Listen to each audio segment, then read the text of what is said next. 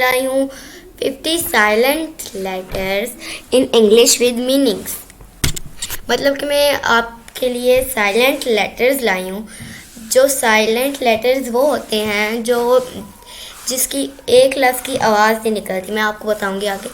इस वीडियो को पूरा देखिए और अगर आपने मेरे चैनल को अभी तक सब्सक्राइब नहीं किया तो मेरे चैनल को सब्सक्राइब करके बेल नोटिफिकेशन को ऑल पे लगा दीजिए और लाइक करना ना भूलें और साथ ही साथ वीडियो को ज़्यादा से ज़्यादा शेयर भी करिए। साइलेंट लेटर आज मैं आपके लिए लाई हूँ। बहुत से बच्चे हैं या बड़े भी हैं, वो साइलेंट लेटर जो होते हैं ना, वो उनको मतलब के मीनिंग्स मतलब वर्ड्स की तरह ही पढ़ते हैं। तो आज मैं आपको बताऊंगी कि कौन कौन से साइलेंट लेटर्स हैं और आपने इनको कैसे पढ़ना है। तो चलिए देखते हैं। साइलेंट लेटर्स जो हम थोड़े से चुप मतलब के साइलेंट होते हैं थोड़े। ये देखें, इसके पीछे लगा है जी, लेकिन हम इसको पढ़ते हैं नैश। नैश, गनैश नहीं पढ़ते इसको हम। जी इसमें साइलेंट है, इसको इसमें जी की आवाज़ नहीं लगती। इसमें सिर्फ नैश पढ़ते हैं। नैश का मतलब है दांत चबाना। ऑनेस्ट, एच को हम नहीं पढ़ते। ऑनेस्ट, ईमानदार।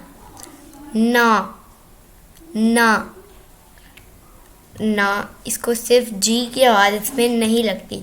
ना। मानी, काटना।